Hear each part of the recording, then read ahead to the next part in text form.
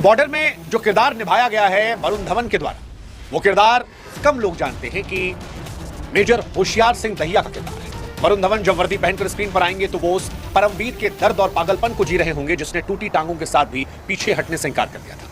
इसलिए आज ये कहानी बहुत जरूरी है। उनका जन्म हरियाणा के सोनीपत जिले के सिसाना गांव में हुआ था। होशियार सिंह बचपन से ही आम बच्चों से अलग थे। 6 फीट लंबा कद, चौड़ा सीना, इरादे लोहे जैसे। साल 1963 में प्रतिष्ठित द ग्रेनेडियर्स रेजिमेंट में कमीशन। 1971 में जब युद्ध शुरू हुआ तो उनकी यूनिट 3 ग्रेनेडियर्स को एक ऐसा काम सौंपा गया जो किसी डेथ वारंट से कम नहीं था। उन्हें शकरगढ़ सेक्टर में तैनात किया गया जहां पाकिस्तान की सबसे मजबूत किलेबंदी थी। शकरगढ़ सेक्टर में बसंतर नदी बहती है। यहाँ मिशन साफ था, नदी पार करो, दुश्मन के इलाके जरपाल पर कब्जा करो। लेकिन वहां पाकिस्तान ने अमेरिका से मिले आधुनिक पैटर्न टैंक तैनात कर रखे थे जो रात के अंधेरे में भी हमला कर सकते थे। साथ ही वहां पाकिस्तान की सबसे खूंखार इन्फेंट्री 35 फ्रंटियर्स फोर्स तैनात थी। 15 दिसंबर की रात मेजर होशियार सिंह को आदेश मिला, जरपाल पर कब्जा करो। ये सुसाइड मिशन जैसा था। दुश्मन ऊंचाई पर था, बारूदी सुरंगें बिछी थी, लेकिन मेजर ने अपने जवानों की आंखों में देखा और ये कहा कि दुश्मन को नहीं पता कि आज उसका पाला किससे पड़ा है। आज की रात इतिहास लिखने की रात है। हम बसंतर पार करेंगे और तिरंगा फहराकर दम लेंगे। और जैसे ही वो आगे बढ़े, पाकिस्तान ने गोलियों की बारिश की। लेकिन मेजर होशियार सिंह सबसे आगे दौड़ रहे थे। एक भयंकर लड़ाई के बाद 15 दिसंबर की रात खत्म होते होते जरपाल पर भारत का कब्जा हो चुका था। लेकिन मेजर जानते थे कि इसकी खेल तो अब शुरू है, क्योंकि घायल सांप सबसे खतरनाक होता है। अगली सुबह पाकिस्तान ने पलटवार किया। उन्होंने पूरी ताकत से मेजर होशियार सिंह की छोटी सी टुकड़ी पर जोर आजमाइश की। पाकिस्तानी टैंक गड़गड़ाहट करते हुए आगे बढ़ रहे थे। तभी एक तोप का गोला मेजर होशियार सिंह के पास आकर फटा।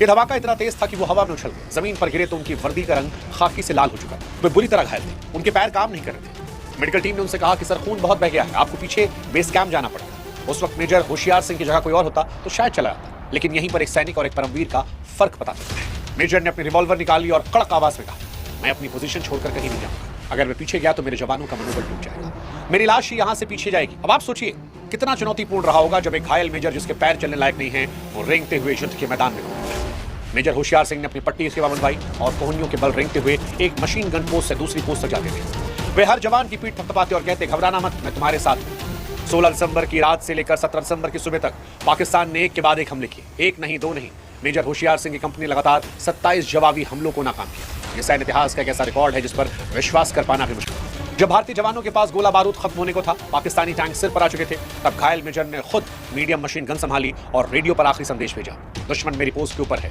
टैंक हमारे सिर के ऊपर, लेकिन मैं पीछे नहीं हटूंगा। इस लड़ाई का अंत एक बेहद भावुक पल के साथ हुआ। पाकिस्तान की तरफ से हमले का नेतृत्व कर रहे कर्नल अकरम राजा भी बहुत बहादुर थे और लड़ते हुए मारे। जब युद्ध विराम हुआ और कर्नल राजा का शव मिला तो मेजर होशियार सिंह ने आदेश किया कि दुश्मन कमांडर का अंतिम संस्कार पूरे सैन्य सम्मान से किया जाए।